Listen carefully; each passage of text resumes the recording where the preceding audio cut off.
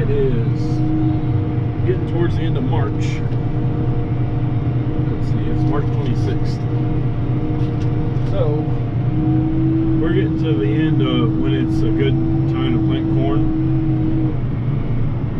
And today we're just, the rest of our corn that we have to plant is pretty much just filler, where researchers decided they weren't going to use a plot or two, or this field in particular, it had cotton in it last year, and before we rotate it back to sorghum to use for research, they want corn in the rotation. So that is why we're planting that here. We're supposed to get some rain. Let's see, today is Friday. We're supposed to get some rain come Monday. So we're trying to get the rest of this corn planted, because as you can see by that, at least I hope you can see that muddy mess that I'm making back there.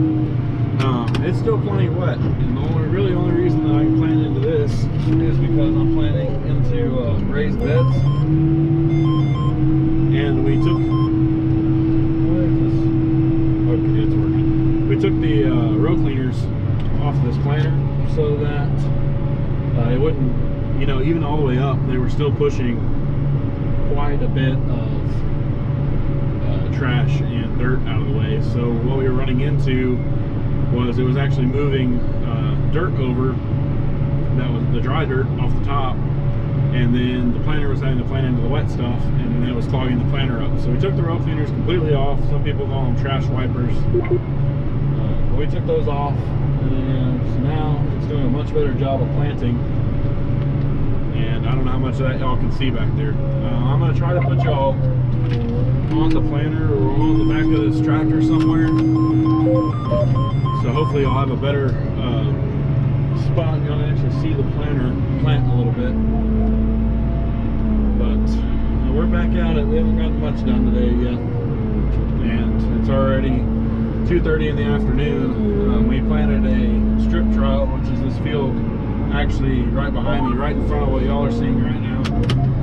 We planted that today. That was a local company came in, and they wanted to plant a bunch of different varieties, and so at the end of the season they'll harvest those and compare them against each other, and then they'll know for their own information. They're not, I believe they sell different companies, multiple different companies. So what they'll do is they'll go in and they'll be able to give a recommendation to their buyers, you know, the consumer, the farmer. They'll be able to go give a recommendation to them as to what has been performing well in the area. And so obviously there again, I'm on the research farm today, so we can't show what varieties we're using, even though those we didn't have a choice. They were kind of dictated, hey, you're planting this. So it's no big deal. Make sure don't hit that subscribe button. That way next year when we get to the home farm, I can show you exactly what we plant. And I can tell you everything about the chemical procedure and everything else like that, which for the later chemical application stuff this year, I'll still be able to talk to you about when I go home. On the weekends, I can still give you the information on that. But once again, like I said, I just don't want to cause an issue where somebody takes it that I'm a representative of the university. Like I said before, I'm not. I'm just a student worker out here. So if we do something one way, that is not the university recommended way. I want to make that abundantly clear that, you know, regardless of what we do, this is not the recommended way to do anything.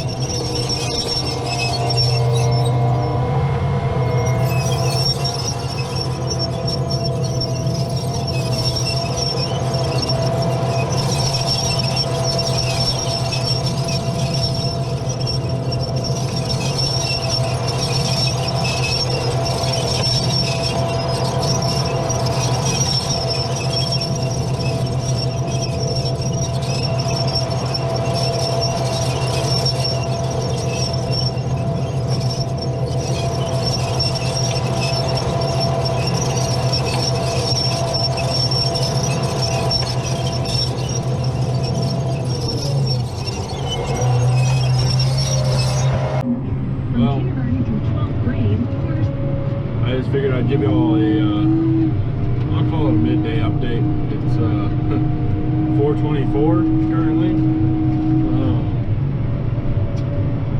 We're at the point now where, well, first off, we're running this experiment. So, this is going to be interesting to see.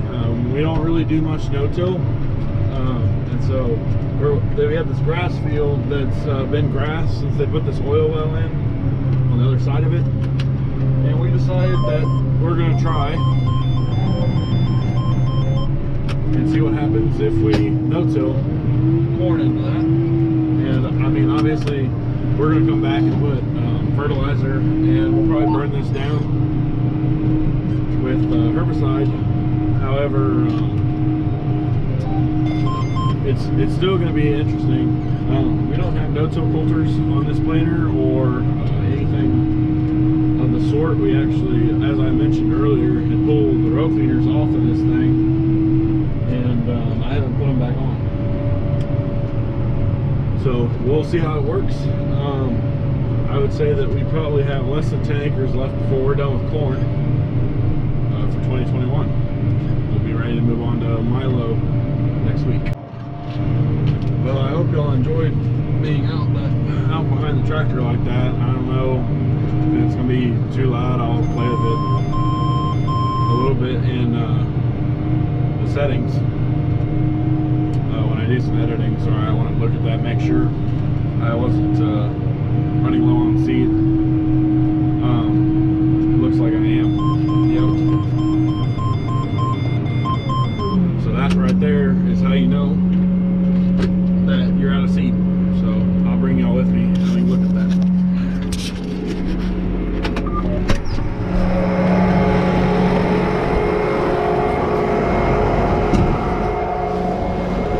So when we're in this type of situation where we're getting close to the end, I don't bother picking the planter up. I'm gonna see if I can't get you all a shot on these closing wheels and see if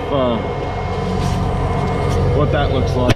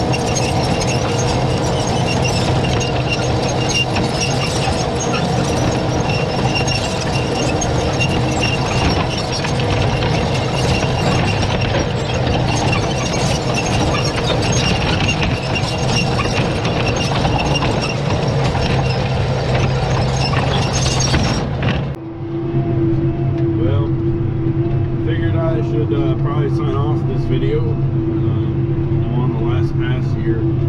It's about 7 o'clock. I think this just about sums up the corn we're going to plant.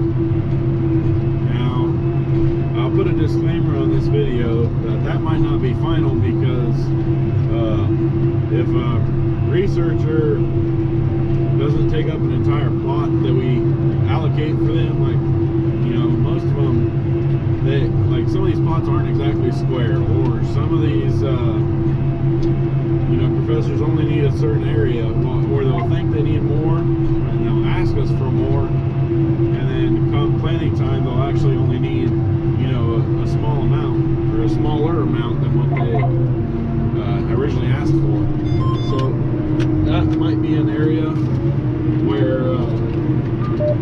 have to go back in, or a circumstance, I should say, where we'd have to go back in and plant some more corn.